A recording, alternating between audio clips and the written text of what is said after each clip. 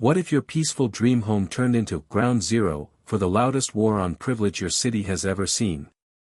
Picture this: a veteran police chief treats himself to a quiet colonial in a gated suburb, only to discover his next-door neighbor is a Wall Street dad whose 20-year-old daughter thinks bass drops, racial slurs, and #pool life live streams are a birthright. The chief asks politely for a little peace. She answers with midnight raggers, designer bikinis, and a TikTok taunt calling him the neighborhood Karen.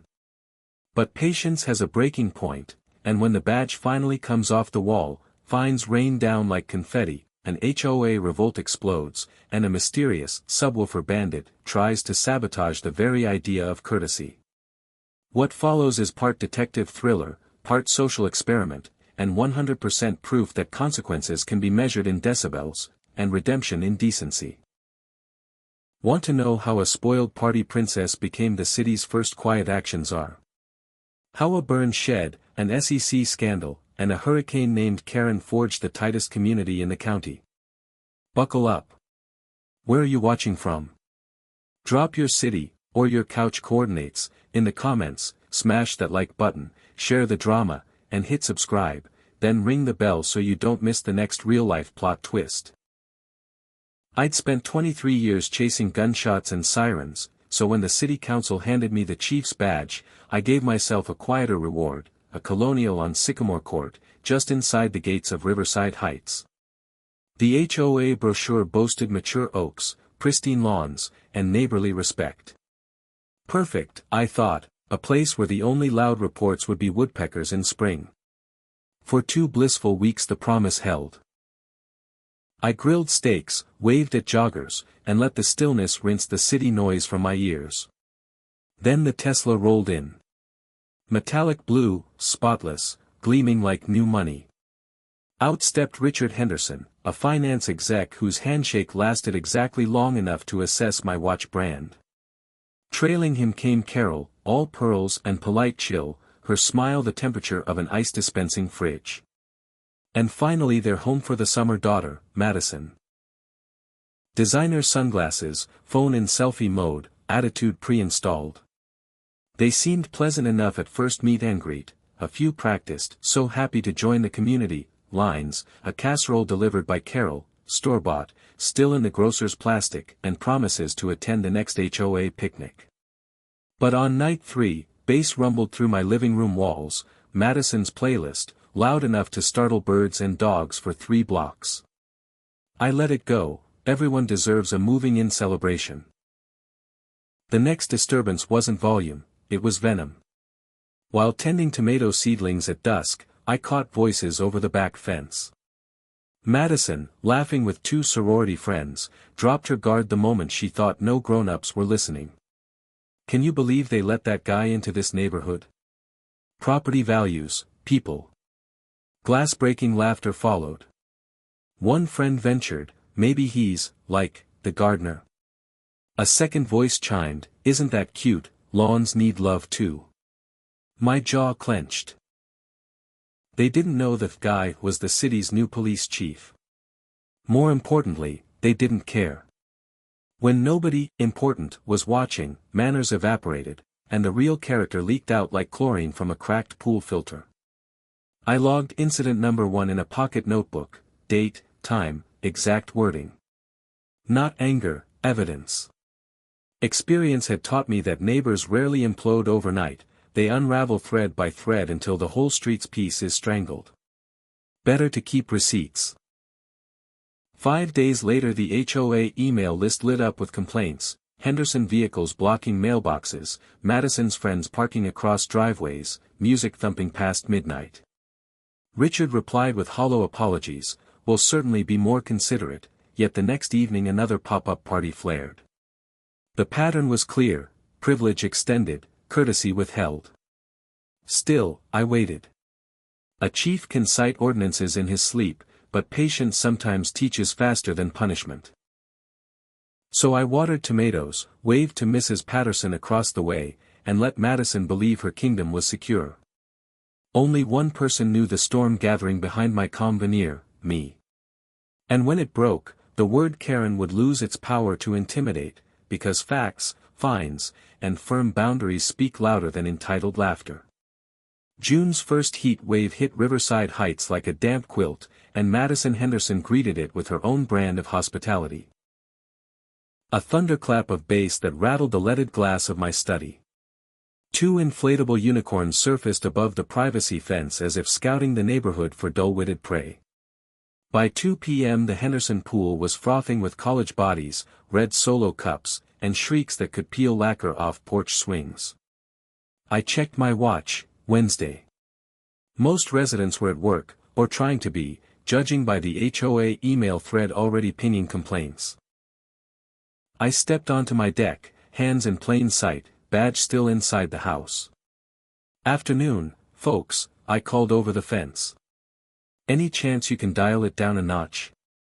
Some of us are on conference calls." Madison, perched on the diving board in a bikini the color of litigation pink, shaded her eyes. "Oh my God, sorry," she chirped, voice syrupy with fake remorse. The volume dipped for exactly 11 seconds, long enough for her to execute a cannonball, then the speakers roared back to seismic levels. I logged incident number 2 and closed the patio door against the base. That night I discovered Madison's Instagram live feed. She had christened it #PoolLife, daily episodes starring herself, Brittany, glass-breaking laugh, Jessica, armored in designer bangles, and the bicep twins Chad and Blake. Her audience, mostly college acquaintances and wannabe influencers, peppered the chat with heart emojis as Madison described Riverside Heights as a gated zoo, but were the only exhibit worth seeing. At the 10-minute mark Brittany leaned into the camera. "Our neighbors, like, obsessed with silence. If you see him, tell him to buy earplugs." She mimed zipping her lips, then burst out laughing. #Karen appeared in the corner, ironically aimed at me. I screen captured the stream, bookmarked the public URL, tucked it into my digital evidence folder. Incident number 3. 2 days later Richard Henderson rang my bell at dusk, accompanied by Carol and an obscenely expensive bottle of Malbec. "Chief Donnelly, we wanted to apologize personally," Richard began, handing over the wine like a hostage exchange. His tone reminded me of corporate defendants begging prosecutors for deferred prosecution. Carol smiled, chill as dry ice. I invited them into the foyer. Richard praised the Colonial's crown molding, Carol admired the framed commendations, but no one mentioned Madison's noise. Finally Richard cleared his throat. "Young people, you know. They live louder than we do." "Loud is fine," I said. "Disparaging neighbors isn't." I recited Madison's Instagram quote verbatim. Carol's veneer cracked, Richard's grip whitened around his cufflinks. "We will address that," he assured me. "In the meantime, any flexibility on municipal codes would be much appreciated." There it was, the first bribe-shaped feeler. I smiled pleasantly. "Richard, the HOA sets noise standards, not me. I just follow the same rules as everyone else." He left holding the Malbec, refused. Incident number 4. By the second week, the parties adopted a pattern: weekdays start at 1 p.m., crescendo by 4, taper at dusk. Madison treated my back fence like a studio audience. "Can't wait to see Mr. Fancy Tomatoes complain again," she drawled one afternoon while Brittany live-streamed. Crowdsourced jeers erupted in chat. At 3:17 p.m. a profanity-laced rap track triggered Mrs. Patterson's motion lights across the street. I watched the octogenarian retreat inside clutching her crossword book. I dialed the HOA hotline, spoke to Chairwoman Dalton. She promised a formal warning letter. But warnings to the privileged are like citronella to mosquitoes, mildly annoying, quickly ignored. Incident number 7 logged. Saturday brought my monthly leadership cookout. Detective Sarah Chen arrived with spring rolls, Captain Tom Williams balanced ribs and a folding chair, Lieutenant Miguel Rodriguez wrangled 2 toddlers and a gallon of horchata. At 4 p.m. the grill sizzled, morale sizzled, everything sizzled, until Madison's subwoofers answered with a sonic boom. She and her entourage burst into explicit lyrics that pulverized conversation. Brittany, now 3 White Claws deep, shouted, "Hope the PTA meeting likes our playlist." Chad flexed, Blake shotgunned a beer, Jessica posted selfies captioned, "Neighbors gonna hate." Captain Williams' forehead veins bulged. "Chief, permission to deliver a neighborly sermon?" I shook my head. "Not yet." Madison spotted uniforms through the slats. "Ugh, he's running a freaking precinct in his yard," she crowed at full volume. "Maybe we should charge admission." Sarah Chen's chopstick snapped in half. Incident number 9. The coup de grace arrived courtesy of an unlikely hero, little Benny Chen, age 5, who toddled toward the fence clutching a popsicle. A stray volleyball arced over, splattering red syrup down his shirt. "Watch it, shorty!" Chad bellowed. Benny's lip quivered. His mother scooped him up, eyes blazing. That image, innocent kid collateral damaged by entitlement, ignited something in every officer present. We exchanged silent nods. Party diplomacy was over. That night, after guests departed, I opened a new case file, Operation Decibel. Evidence count, 11 video clips, 9 noise logs, 3 social media archives, 6 neighbor statements. Monday's sunrise found me at headquarters, coffee in hand, meeting with Sarah Chen in the evidence lab. She'd already calibrated a sound meter, printed Municipal Ordinance Section 12(b), residential noise, highlighted penalties in neon. Lieutenant Rodriguez compiled code enforcement checklists, parking, occupancy, health safety. Captain Williams coordinated with County Environmental Health. We drafted a multi-agency timetable, quiet, thorough, legally bulletproof. Our goal, corrective, not punitive, equal treatment, not vendetta. But consequences must be felt. Before leaving, I phoned the HOA's legal counsel. "We're activating compliance monitoring," I said. "Your bylaws empower fines up to $500 per infraction. Expect documentation." Counsel thanked me. Their inbox had become a confetti cannon of resident complaints titled HOA Do Something. Wednesday's forecast promised 98 degrees Fahrenheit with 80% humidity. Perfect storm. At noon, Madison's #PoolLife went live, emergency heat wave party, y'all. Comments flew, "Get it, Queen, turn up the bass." By 1 p.m. 17 cars choked Sycamore Court, 2 blocking a fire hydrant. Carol peeked through curtains, clearly uneasy, but said nothing. Richard was at work, privilege unsupervised. 2 p.m., I began remote monitoring from my home office. Sound meter on my deck registered 88 dB sustained, city limit is 65. Sarah Chen parked an unmarked sedan at the corner, camera rolling. 2:30 p.m., Mrs. Patterson, cane in hand, walked across to plead for quiet. Her return journey, head bowed, shoulders trembling. Streamed live to Madison's followers who spammed laughing emojis. 2:35 p.m., I dialed code enforcement. Activate. Rodriguez's team rolled. 2:50 p.m., county health van arrived, Captain Williams tailing. 3:05 p.m., Sarah chimed in, "Chief, we have probable cause for immediate citation. Decibel proof, obstruction of hydrant, potential alcohol violations." "Proceed," I said. Uniforms converged like chess pieces. Noise control officer measured 90 dB by the fence line, taped a red citation to the booming speaker. Code officers ticketed every illegally parked Audi and Jeep. Health inspector suspended pool use pending chemical and capacity review, posting a bright orange placard, "Pool closed, permit in question." Madison's camera caught it all, panic, confusion, #PoolLife viewers spamming WTF. Brittany shrieked, "Do you know who we are?" The inspector answered, "Yes, citizens under city code."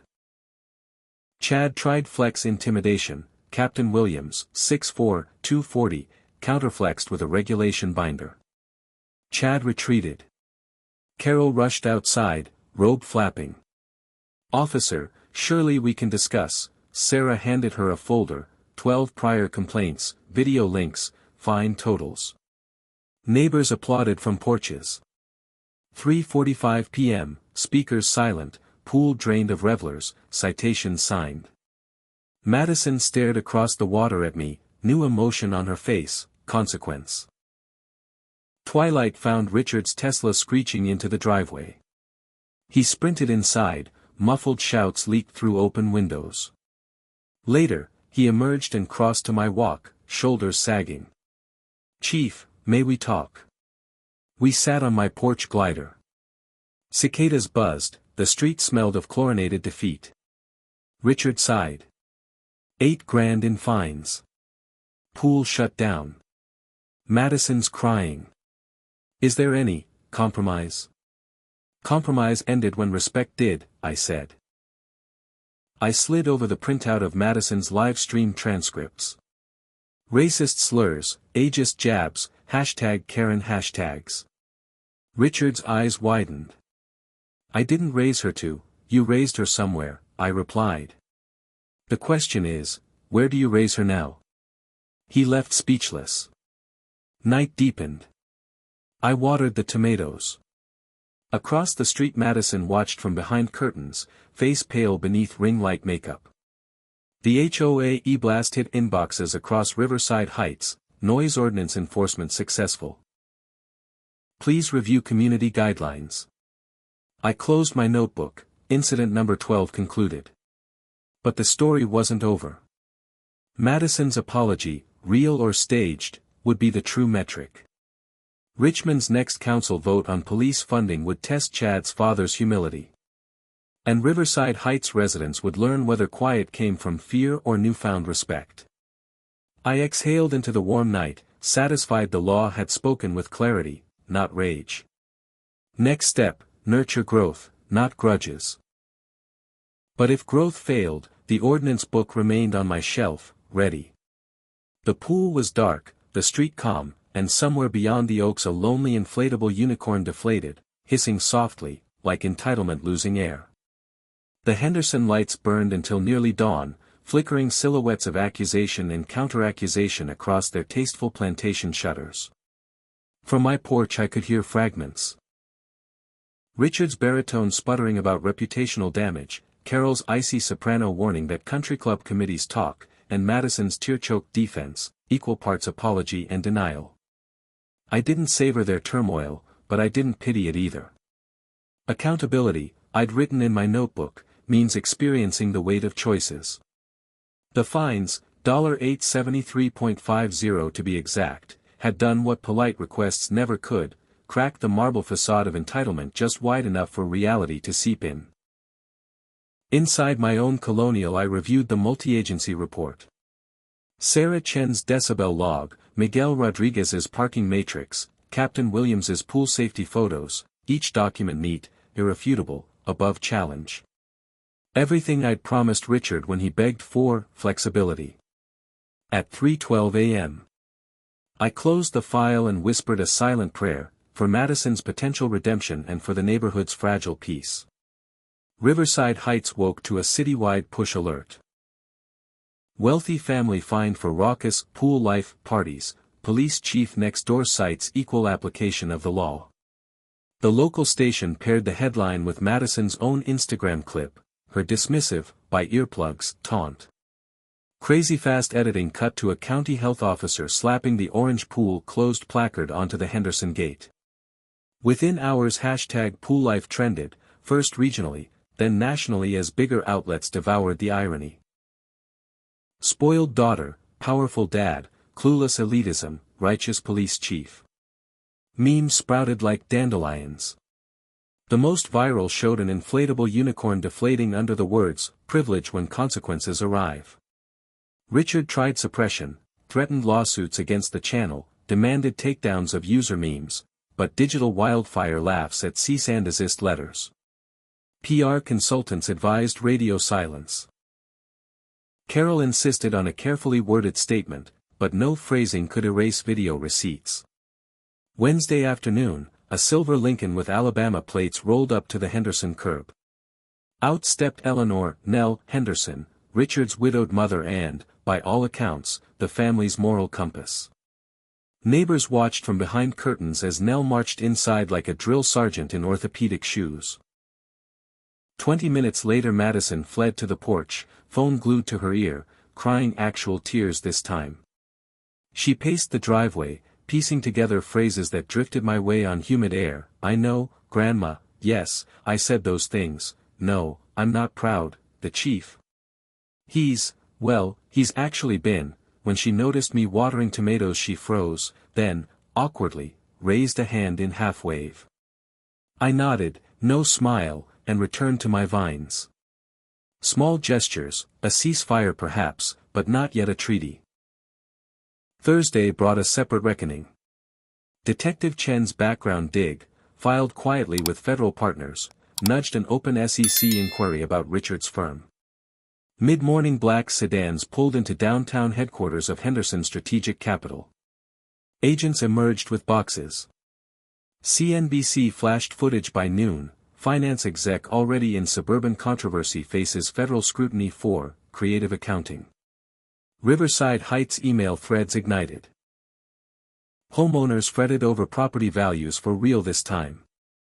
Some expressed schadenfreude, others genuine concern. After all, a neighbor under financial cloud can stain everyone's equity. The irony wasn't lost on me. The same worry Madison once spat like venom was now her father's new nightmare. At sunset Madison crossed the street, alone, clutching a spiral notebook and a mason jar candle that smelled like vanilla guilt. Chief Donnelly, she began, cheeks blotched from crying, may I talk? I gestured to the porch rocker opposite mine. She handed the candle over. My grandma bakes condolence pies, she mumbled, but TSA confiscated it. Candle's all I have. She opened her notebook, bullet point apology drafted under Nell's stern coaching. It touched every wound, the racist remarks, Mrs. Patterson's tears, little Benny Chen's popsicle stain. She didn't dodge. She quoted herself verbatim and called those words evidence of ugliness. I listened without interrupting, measuring tone, looking for performative flinches. She wrapped up with, I'm not asking you to forget, just to witness the work I plan to do. Then she slid a typed page across, a schedule, weekday hours volunteering at the public library's ESL program, Saturday mornings assisting HOA landscaping for elderly residents, social media hiatus notices posted to every platform. I'll forward progress pics weekly, she added, almost like a parolee offering check-ins. Madison, I said at last, transformation's marathon, not sprint.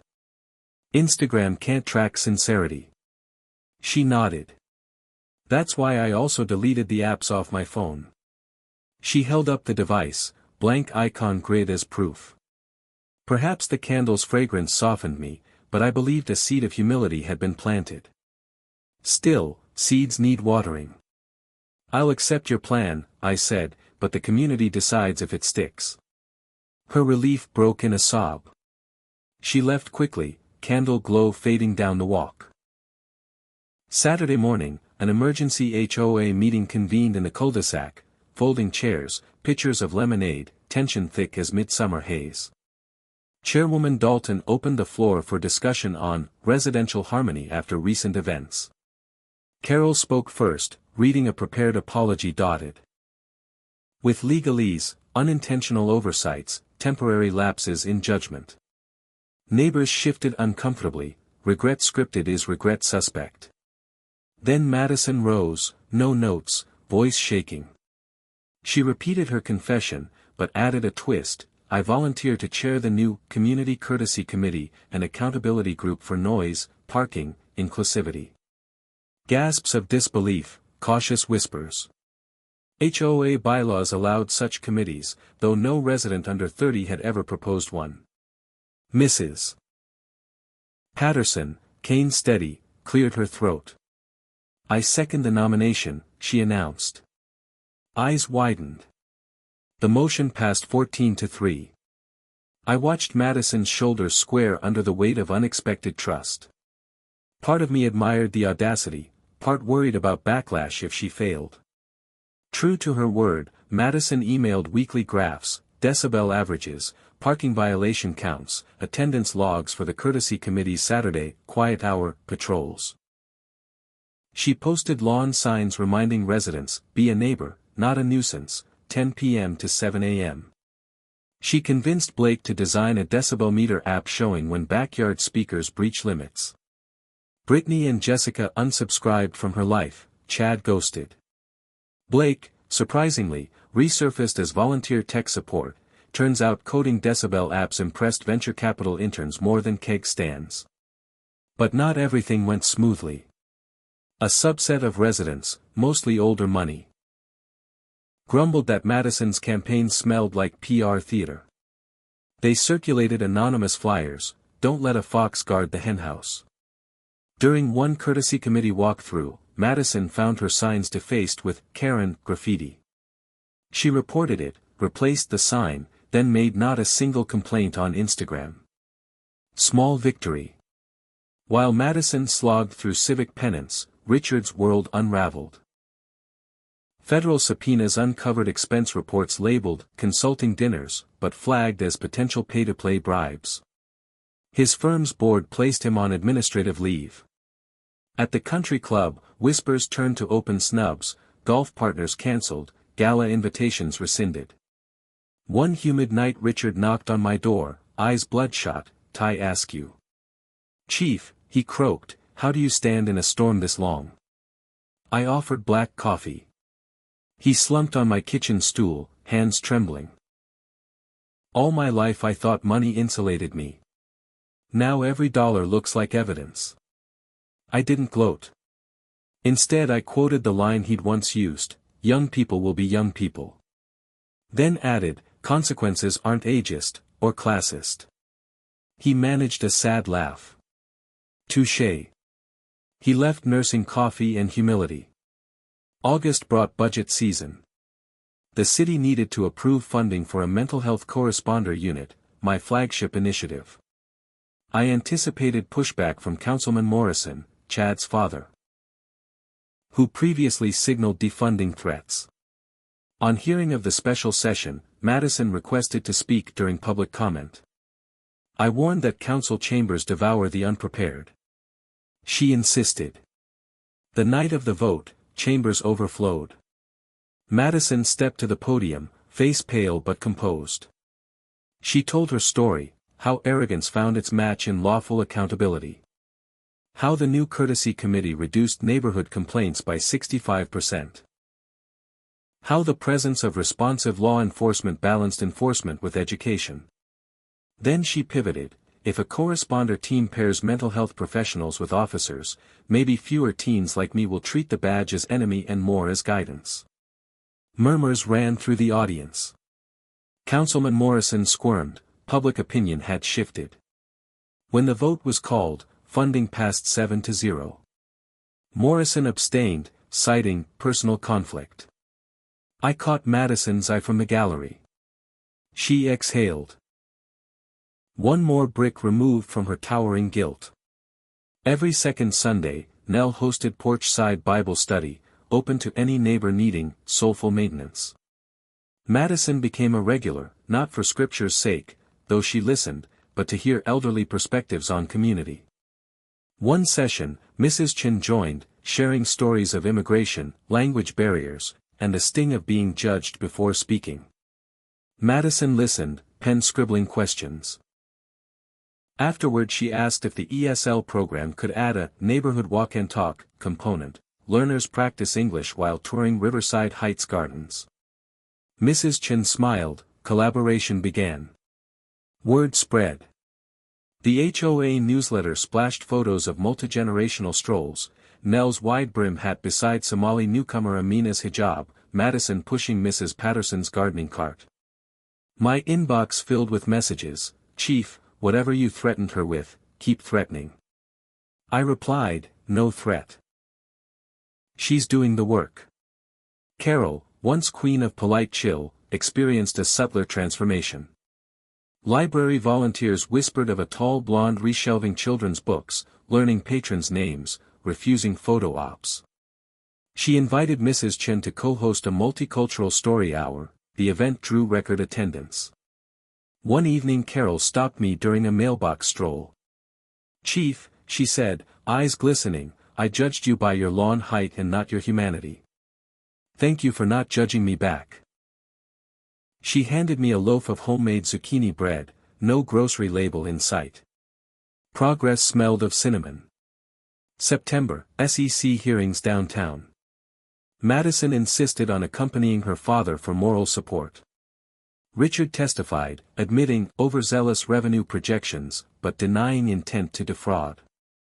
Ultimately, regulators leveled civil penalties, barred him from officer roles for 5 years, but spared criminal charges. A humbling outcome, not a life sentence. The next morning Richard mowed his own lawn, first time since moving in. Sweat-soaked polo, uneven stripes, but determination etched across his face.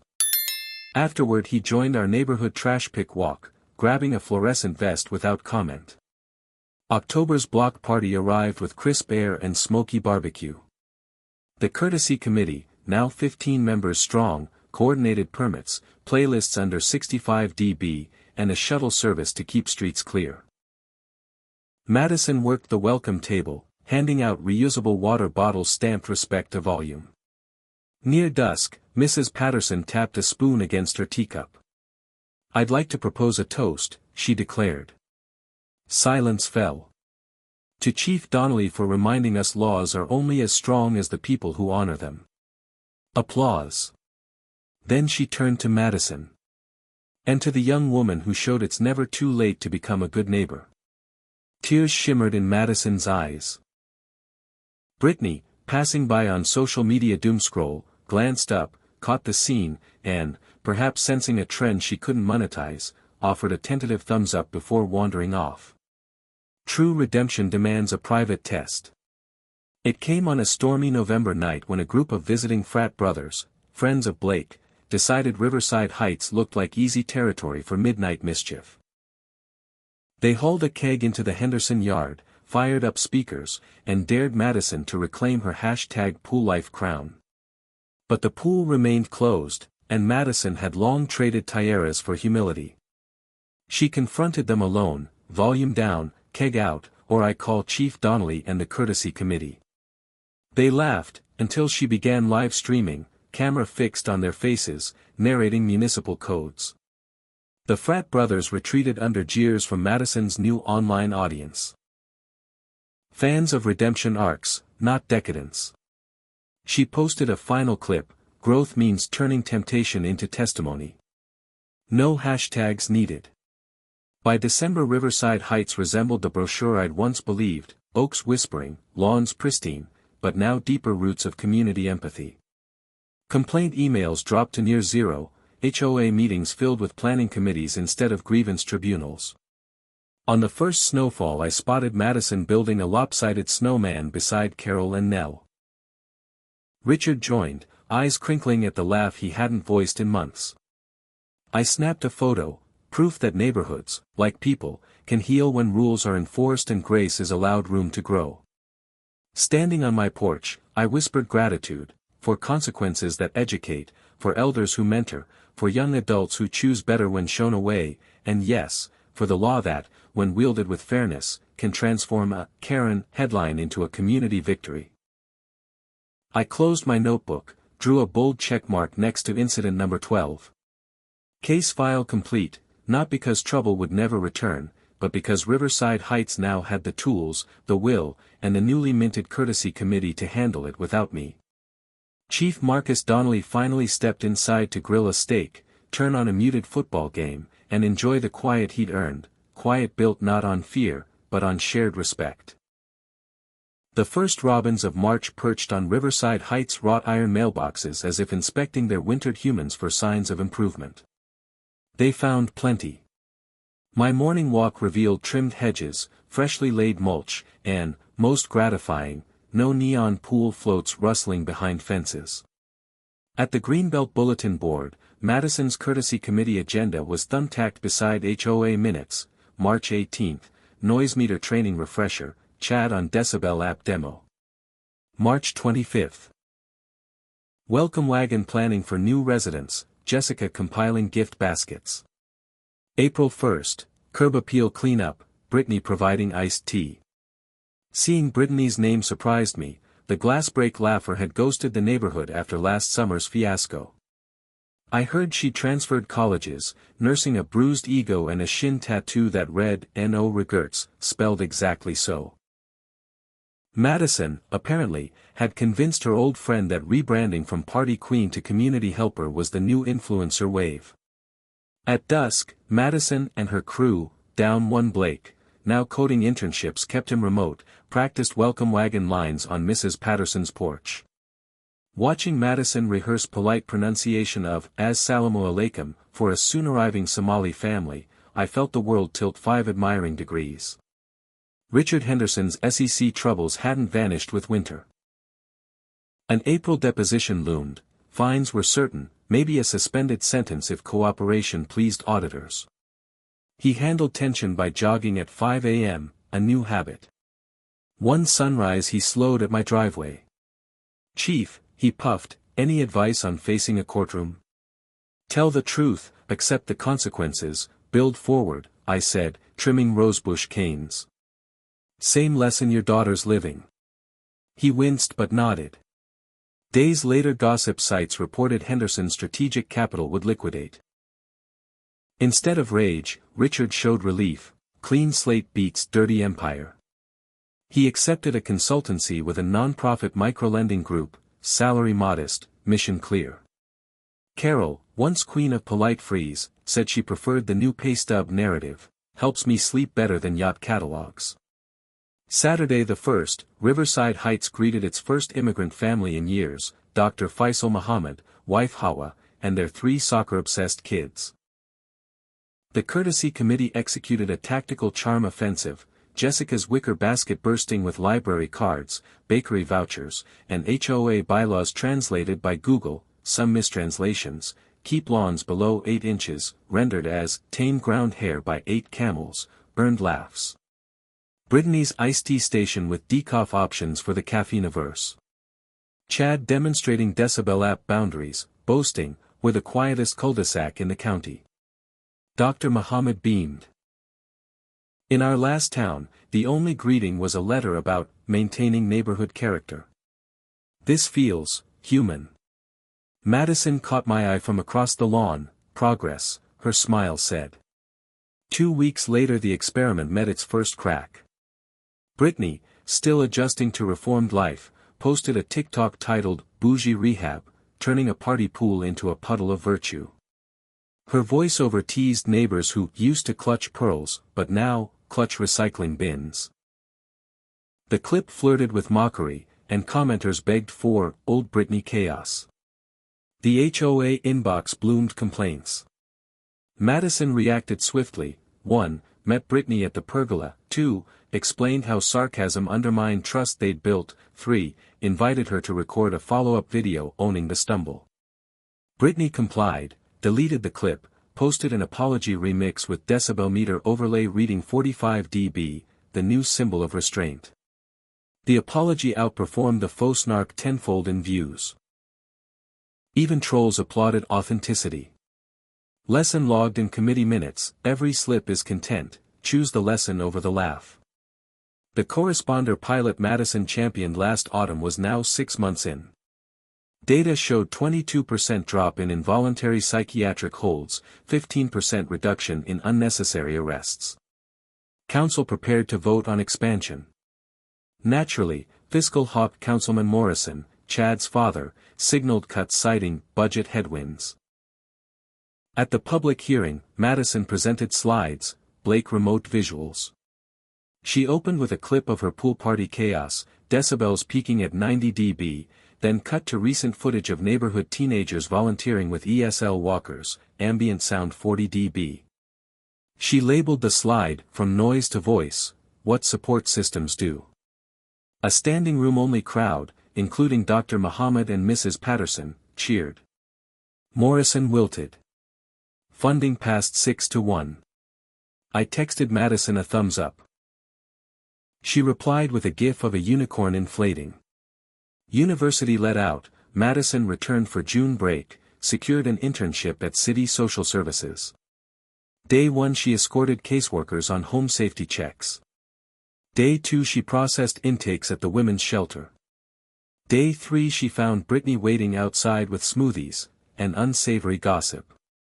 Have you heard Jessica's parents are suing the city over those party fines? Britney whispered. They claim selective enforcement. Madison's face chilled. Selective? They have no idea how gentle the consequences were. Jessica confirmed the rumor that night via group chat. Her mom had indeed filed suit, blaming the chief's vendetta. Jessica, mortified, begged Madison to understand she'd had no say. The lawsuit threatened to drag Riverside Heights back into tabloid crosshairs. HOA feared legal fees, Richard feared SEC sympathy fatigue, I feared cynicism undoing months of bridge building. We met at my backyard picnic table, Madison, Chad, and Blake, dial in. Madison proposed mediation. Chad suggested public relations. I suggested sunlight, let evidence speak. We compiled a dossier, decibel logs, neighbor statements, equal application records. 3 other households, including mine, had received minor warnings for leaf blower violations. Sarah Chen, now liaison to Courtesy Committee, offered affidavit. But true leverage came from unexpected quarter, Mrs. Patterson produced her handwritten diary documenting every Karen slur. The 83-year-old's looping cursive described how Jessica's mother once laughed as Madison ridiculed neighborhood dinosaurs. Faced with community solidarity, Jessica's parents withdrew the suit before the first hearing. They issued a rare statement, we underestimated the volume of evidence. Twitter punsters quipped, irony, they couldn't handle the decibels of truth. Jessica, relieved, committed 50 hours to Courtesy Committee chores. Britney filmed a time-lapse of them repainting curb numbers, a trending clip captioned, we power-washed the past, literally. The HOA's Independence Day bash was the ultimate stress test. Historically, fireworks plus beer equals 90 dB chaos. This year the Courtesy Committee distributed free earplugs, light-up bracelets with 65 dB goal printed on them, and a QR code linking to Blake's Decibel app. The result? Legitimate fun without police dispatches. Kids chased sparklers, Hawa Muhammad samosas competed with Carol's blueberry pie. Richard, fresh from final SEC settlement, civil fine, no bar on nonprofit work, manned the grill. Near 10 p.m. a drone show spelled unity above the cul-de-sac. As neighbors oohed, Madison tapped my elbow, we measured 63 dB at peak applause. Progress, logged in her digital notebook as Incident 0. Mid-July, Brittany's father, owner of the restaurant chain flagged last summer, invited the Courtesy Committee for dinner. During the meal a waiter whispered that a viral TikTok was accusing Britney of bullying seniors last year, resurfacing the old clip she deleted. Britney panicked, people want villains more than narratives. Madison guided her outside. Then be loud about growth. Show receipts. That night they co-hosted a live stream titled, How We Messed Up and Made Up. They played the hateful clip, paused, narrated each red flag, then showed current community projects. Viewers flooded chat with, this is how you apology arc. The stream outviewed the cancellation attempt. Lesson for the Ledger, transparency, reputation management. Madison's internship ended with a ceremony at City Hall. She received a civic service citation. Chad, now her Decibel app partner, showcased pilot results to tech investors. Blake scored an offer from a startup integrating the app with smart home devices. As August waned, 2 letters landed in my mailbox. 1, cream paper, embossed, invitation, Smithson University commencement, December 10th, Madison graduating a semester early, degree in social work, minor in conflict resolution. The other, plain white, return address, Office of the Mayor, Chief Donnelly, your neighborhood's courtesy committee model has reduced non-emergency 911 calls citywide by 12%. Please advise on scaling the program. I placed both letters under a fridge magnet shaped like a tomato, a reminder that seeds, given sun and watchful patience, produce fruit. Hurricane Karen, yes, meteorologists actually chose the name, formed off the Gulf and barreled inland as a tropical storm. Riverside Heights braced for wind, flooding, power loss. Courtesy committee mobilized, generator checks, sandbag crews, group text alerts. Madison coordinated senior check rounds. She paired Brittany with Mrs. Patterson, you owe her Thunderwatch duty. Brittany obeyed, spoon-feeding updates to the octogenarian all night. The storm toppled a large oak onto the Henderson front porch at 2 a.m. Richard and Carol, safe in the basement, emerged to find roof mangled. Madison wasn't home, she'd bunked at the shelter where she interned to help evacuees. At dawn the neighborhood formed a cleanup brigade. Chad on chainsaw, Blake flying drone for insurance photos, Jessica hauling limbs. I caught Richard staring, eyes moist. This, he said, is wealth. By day's end, the porch was tarped, generator humming, Carol passing out gratitude muffins. Local news aired the effort, titling it, From Party Crashers to Storm First Responders. October leaves reddened. Madison, spending weekends home to oversee roof repairs, told me she'd been offered 2 post-grad paths. Grad school in community mediation or full-time role coordinating citywide courtesy committees. She fretted over desk work versus academic deep dive. We walked Sycamore Court at dusk. I gestured to a lawn sign, her own design, reading, Respect lives here. Whichever lets you plant more of these, I said, choose that. She laughed. 2 days later she accepted the city job, citing immediate field impact. The HOA celebrated with cider by bonfire. Even Councilman Morrison attended, praising reduced complaints in his district. Chad winked, we all enjoyed poetic irony. December 10th, Smithson University Gymnasium packed. Carol dabbed eyes, Richard gripped program, Nell wore a hat like a wedding sail. Madison crossed stage, summa cum laude tassel reflecting arena lights. During her speech she thanked neighbors who enforced laws with humanity, and a community that taught me volume is no substitute for voice. She ended by inviting graduates to perform a simple exercise, turn to someone you misjudged. Offer the respect you withheld. That's the loudest silence you'll ever hear. The gym fell quiet, then applause thundered, but only 85 dB, Blake measured. Afterward Madison handed me a gift bag. Inside, a ceramic plaque painted with tomatoes and the quote, patience plus boundaries equals justice. She'd glazed it in the campus pottery studio. On the longest night of the year Riverside Heights shimmered with holiday lights. Madison, now city courtesy coordinator, led carolers. But with decibel meter app ensuring harmonies floated below 60 dB after 9 p.m. Richard chaired the nonprofit Microlenders Winter Gala, raising funds for first-time homebuyer loans in marginalized neighborhoods. Carol's library program hit record ESL attendance. Brittany enrolled in communications ethics, Jessica in urban planning, Chad and Blake pitched their quiet tech home sensor to investors. The HOA newsletter featured a comic.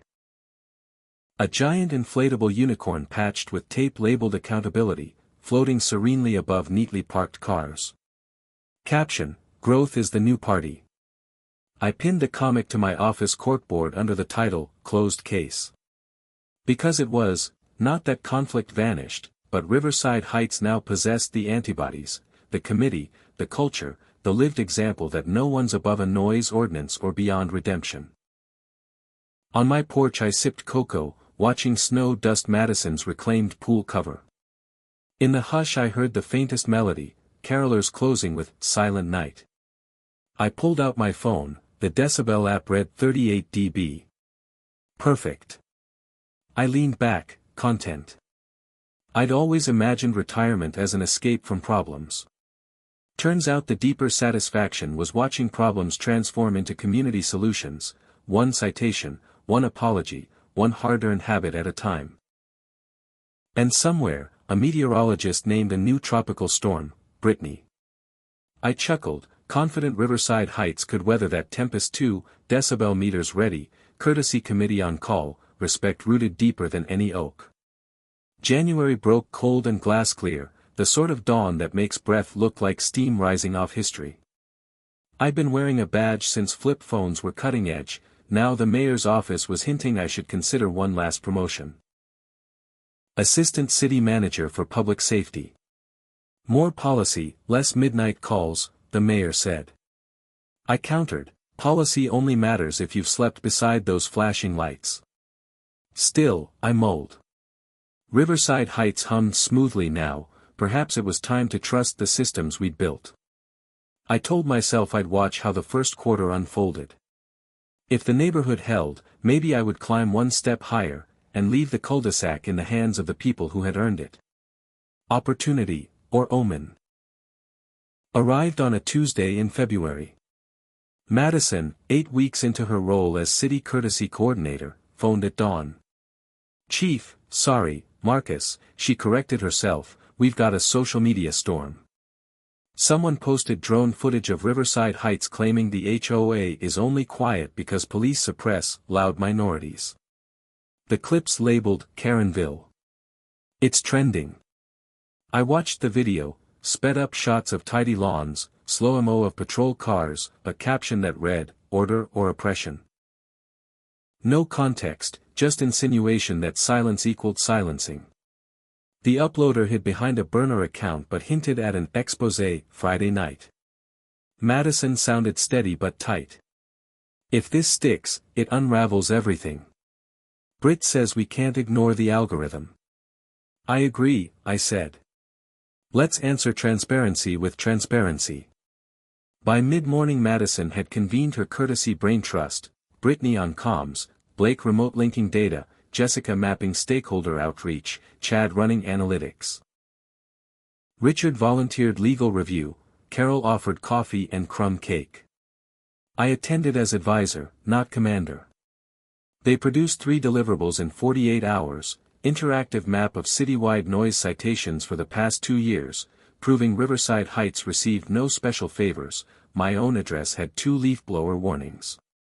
Mini-doc featuring Mrs. Patterson, Dr. Muhammad, and bilingual 5th grader Samira explaining how quiet guidelines empowered, not erased, their family routines.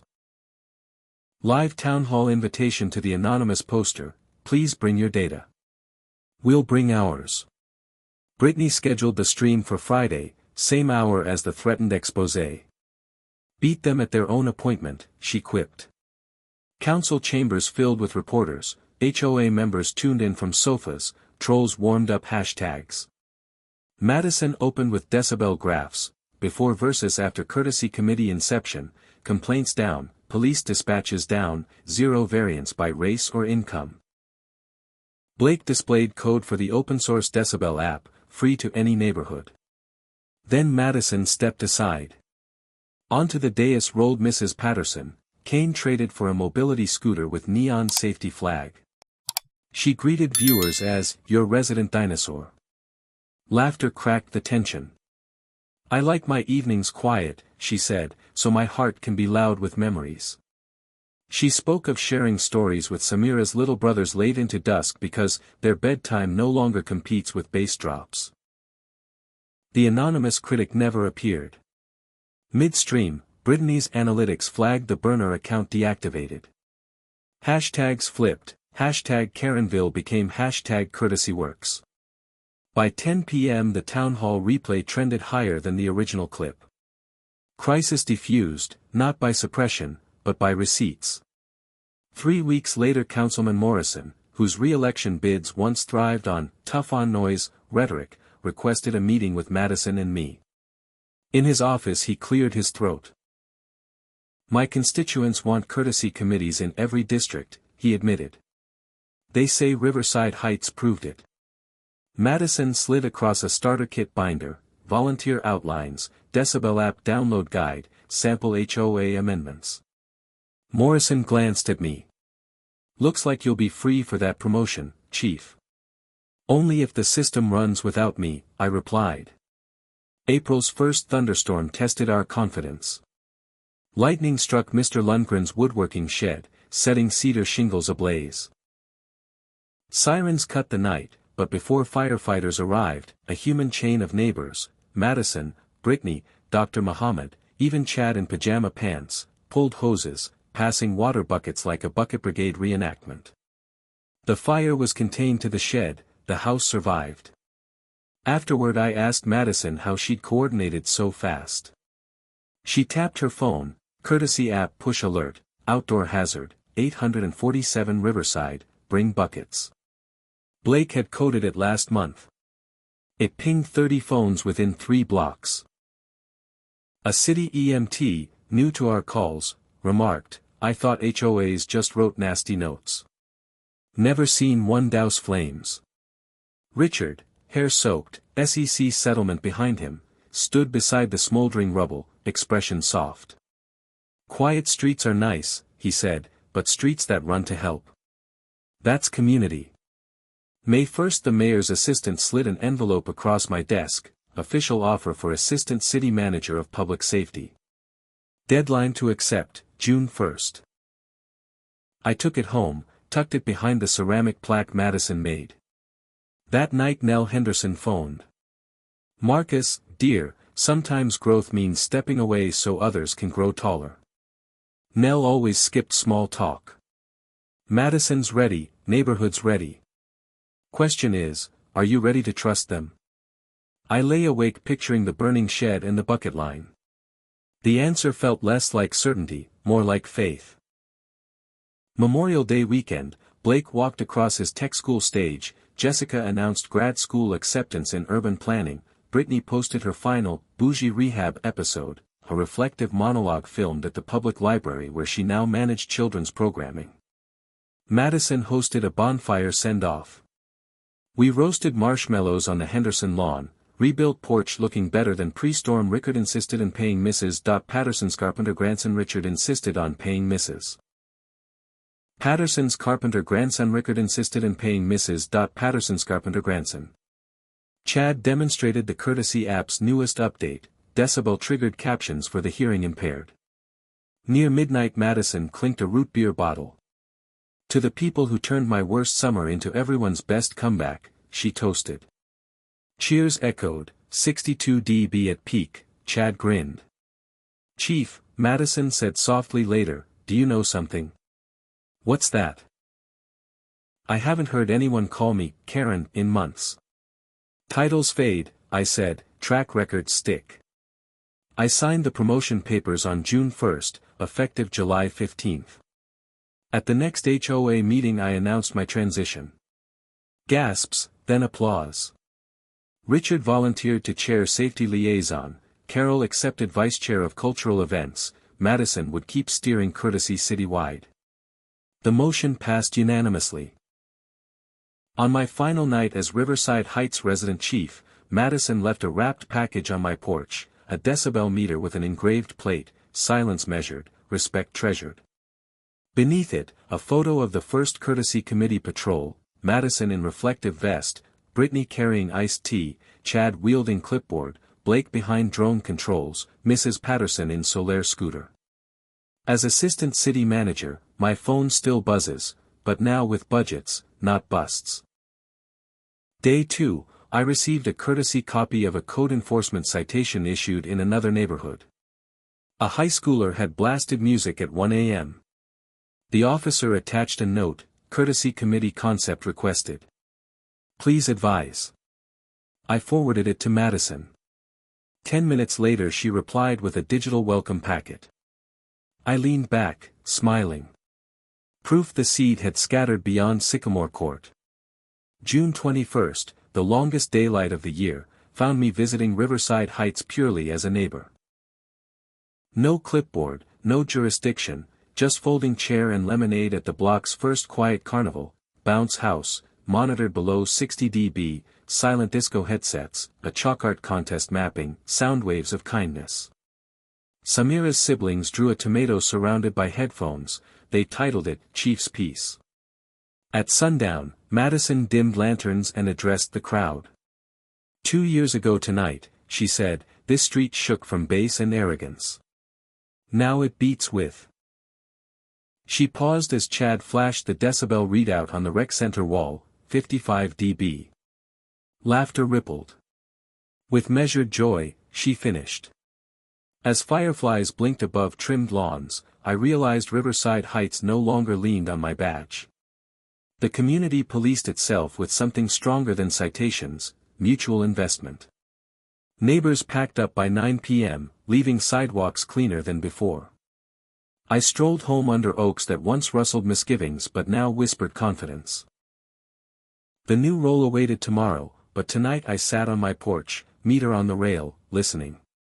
38 decibels, crickets, distant laughter, a quiet earned, shared, and sustainable. Justice, I decided, wasn't what I enforced, it was what remained when I finally stepped back. 2 summers had passed since the evening a single decibel gun changed the fate of Sycamore Court. I was 60 now, young enough to run incident scenes, old enough to identify which scenes deserved running. The mayor's office kept calling, eager to fast-track my move from police chief to assistant city manager. I kept stalling. Why? Because I wanted to be certain the neighborhood I'd used as a live demonstration of patience plus policy could survive on its own water pressure. Riverside Heights no longer needed my badge every time someone's speaker squeaked over 65 dB, but would that hold when the next crisis hit? I gave myself until Labor Day to decide, then watched for tremors. Madison, once the embodiment of poolside privilege, was thriving as the city's inaugural courtesy coordinator. Her pilot program had sprouted in 5 neighborhoods, and calls for nuisance noise had dropped 19% citywide. Silicon Valley noticed. A venture-backed startup named QuietQ offered her a 6-figure salary to scale the decibel tracking app globally. She phoned me the night she got the offer, voice equal parts exhilaration and guilt. Chief, Marcus, if I leave, courtesy might lose steam. Seeds grow roots, I told her. The test of a movement is how it handles departures. But her anxiety triggered a wave of second-guessing across Sycamore Court. Brittany feared losing her reformed villain identity. Jessica worried the HOA would fall back into microfiefdoms. Even Richard, now a non-profit microfinance director, wondered aloud whether the city would keep funding decibel meters without Madison's charm to sell them. Labor Day was 9 weeks away. The neighborhood had an unspoken clock ticking. Week 2 of the debate, a new specter emerged, phantom car stereos blasting deep bass loops at midnight, then vanishing. They hit different blocks on different nights, Oak Hollow on Tuesday, Cedar Rise on Thursday, finally Sycamore Court at 12:03 a.m. Saturday. Madison pulled logs, the courtesy app confirmed 92 dB spikes. My patrol car canvassed, no culprits, no license plates. Social media trolls resurfaced, see. The quiet crusade crumbles without police muscle. The tag #KarenPartDo trended. Councilman Morrison, Chad's father, fresh off a bruising re-election, tweeted, maybe budgets need more blue lights, fewer block committees. I smelled politics, someone manufacturing chaos to discredit soft power solutions. I gave Madison 3 guidelines: document everything, assume nothing, and never chase a ghost alone. Blake wrote a patch for the app that triangulated spikes from multiple phones to estimate a moving sound source. Chad dug out his drone, Brittany mapped driveway cameras. Jessica brokered permission slips so homeowners could share video without fearing HOA citations. The old guard still twitched at paperwork. 3 nights later, the subwoofer bandit hit Maple Ridge. The patch produced a moving dot, a 2002 Dodge Durango. Chad's drone followed the heat signature to the edge of town, transmitting live. Police intercept took 2 minutes. Behind the wheel, Tyler Price, son of a commercial developer the HOA had once blocked from inserting luxury condos at the neighborhood's entrance. Price carried flyers calling courtesy committees, communist hush brigades, and a megaphone stickered with Councilman Morrison's campaign logo, though the councilman denied involvement. Arrest footage went viral. Hashtag no more Basics outranked the smear tag within hours. Morrison cancelled a press conference, donations to courtesy tripled overnight. Riverside Heights hadn't just survived sabotage, it solved it independently, with data and due process. My internal deadline nudged closer. While the decibel caper played out, Richard confronted a quieter test. A national news site published the full SEC dossier from his old finance firm. Although he'd already paid fines, social media labeled him a paper profit pirate. Non-profit donors hesitated. Carroll's library board seat suddenly looked shaky. Richard requested use of the community center for a town hall, expecting 20 residents. 80 came, including former skeptics, Dr. Muhammad's ESL class, teenagers from the block. Richard outlined what he'd done wrong, how much he'd paid, and the accountability steps he still undergoes. Then Mrs. Patterson raised her cane. "Richard, are you finished apologizing?" He gulped. She smiled. "Good. Now tell these people the microloan story." So he described how a $1,500 loan to a single-mother baker turned into a storefront that employed 6 locals. Screens flashed before/after photos, empty kiosk/thriving bakery. The crowd gave a standing ovation. The news outlet ran a follow-up piece, From Wall Street to Main Street, a redemption audit. Donations doubled. Lesson to my skepticism. Reputations can be hammered and still ring true again, if hammered honestly. Mid-July, Council debated whether to fund courtesy committees year-round or pivot back to traditional enforcement. Morrison urged the latter. Madison delivered stats, Brittany the human interest montage, Chad a cost-benefit graphic, each decibel meter cost less than a single noise complaint dispatch. Morrison countered with fear, what if a real crime hides behind your quiet? I stepped to the podium one last time as police chief. Councilman, I've served 30+ years. Real crime hides behind indifference, not decibel meters. Courtesy frees officers to catch felons instead of speakers. The gallery roared. The vote passed 6-1. Madison mouthing, "Thank you," across the aisle felt like watching a baton handoff in a relay race. I realized the neighborhood wasn't the only entity ready for me to let go, so was I. August began with farewell favorites. My last HOA meeting as resident authority, gave them a gavel carved from that burnt woodworking shed, my final ride-along, no incidents, just a grateful mother dropping cookies at the cruiser, my last tomato harvest delivered porch to porch. During a dusk stroll, I passed the once infamous Henderson pool.